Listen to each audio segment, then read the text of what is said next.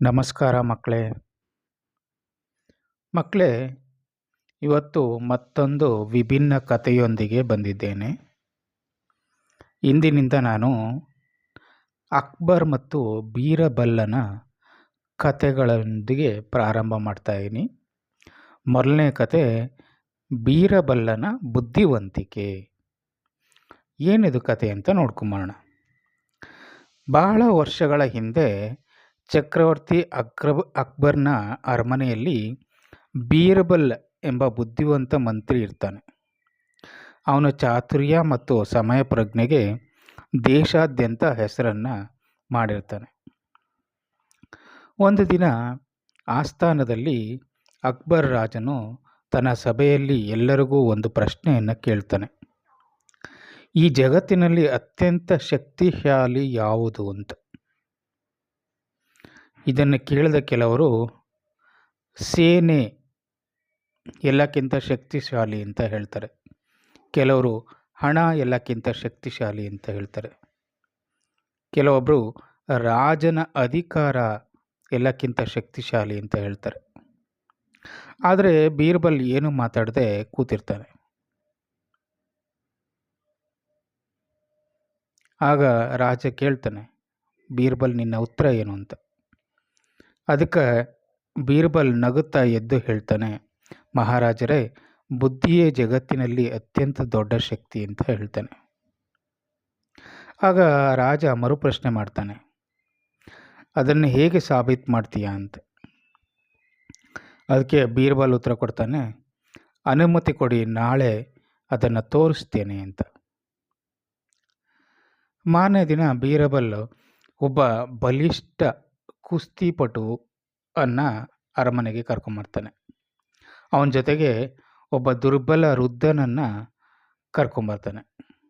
ಇಬ್ಬರೂ ಸಭೆಯ ಮಧ್ಯದಲ್ಲಿ ಕರ್ತಂದು ನಿಲ್ಲಿಸಿ ಅವನು ಕುಸ್ತಿಪಟುವಿಗೆ ಹೇಳ್ತಾನೆ, ಈ ವೃದ್ಧನನ್ನು ನೀನು ಸೋಲಿಸಬೇಕು ಅಂತ ಹೇಳ್ತಿದ್ದಾನೆ.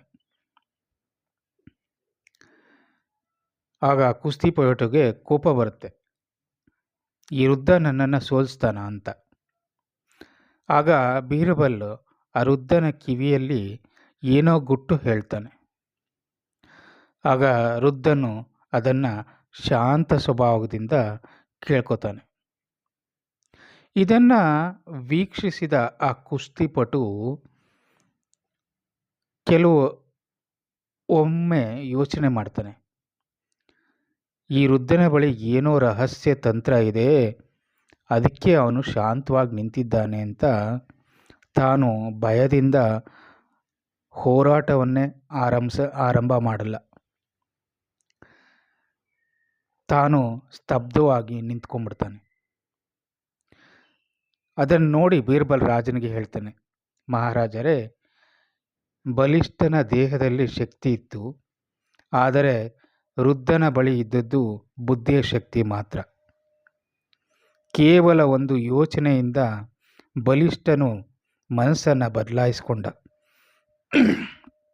ಹಾಗೂ ತಾನು ಯುದ್ಧವನ್ನು ಮಾಡೋದನ್ನ ನಿಲ್ಲಿಸ್ದ. ಇದೇ ಬುದ್ಧಿಶಕ್ತಿಯ ಶಕ್ತಿವಂತಿಕೆ ಅಂತ ಹೇಳ್ತಾನೆ. ಇದನ್ನು ಕೇಳಿದ ಅಕ್ಬರ್ಗೆ ಸಂತೋಷ ಆಗುತ್ತೆ. ಬೀರ್ಬಲ್ ನಿಜವಾಗಿಯೂ ಬುದ್ಧಿಯೇ ಎಲ್ಲಕ್ಕಿಂತ ದೊಡ್ಡ ಶಕ್ತಿ ಅಂತ ಹೇಳ್ತಾನೆ. ಮಕ್ಕಳೇ, ಈ ಕಥೆಯ ನೀತಿ ಇಷ್ಟೇ. ಬುದ್ಧಿ, ಸಮಯ ಪ್ರಜ್ಞೆ ಮತ್ತು ಚಾತುರ್ಯವು ಕೆಲವು ಬಲಿಷ್ಠವಾದ ಶಕ್ತಿಗಳಿಗಿಂತಲೂ ಅತ್ಯಂತ ಬಲಿಷ್ಠವಾದ ಶಕ್ತಿಯಾಗಿರುತ್ತೆ ಮಕ್ಕಳೇ. ಅದರಿಂದ ಯಾವಾಗಲೂ ನಿಮ್ಮ ಬುದ್ಧಿವಂತಿಕೆಯನ್ನು ಉಪಯೋಗಿಸಿ. ಎಷ್ಟೇ ಶಕ್ತಿಶಾಲಿಯಾಗಿದ್ದರೂ ಅವನು ತನ್ನ ಬುದ್ಧಿವಂತಿಕೆಯಿಂದ ಆ ಶಕ್ತಿಯನ್ನು ಅಡಗಿಸ್ತಾನೆ. ಅದರಿಂದ ದೈತ್ಯವಾದ ಶಕ್ತಿಯಲ್ಲ, ಬುದ್ಧಿಶಕ್ತಿಯೇ ಎಲ್ಲಕ್ಕಿಂತ ದೊಡ್ಡ ಶಕ್ತಿ ಮಕ್ಕಳೇ. ಅದರಿಂದ ನಿಮ್ಮ ಬುದ್ಧಿಶಕ್ತಿಯನ್ನು ಹೆಚ್ಚು ಉಪಯೋಗಿಸಿ. ಅದರಿಂದ ನಿಮ್ಮ ಜೀವನ ತುಂಬ ಸುಗಮವಾಗಿರುತ್ತೆ ಮಕ್ಕಳೇ. ಎಲ್ಲರಿಗೂ ಒಳ್ಳೆಯದಾಗಲಿ.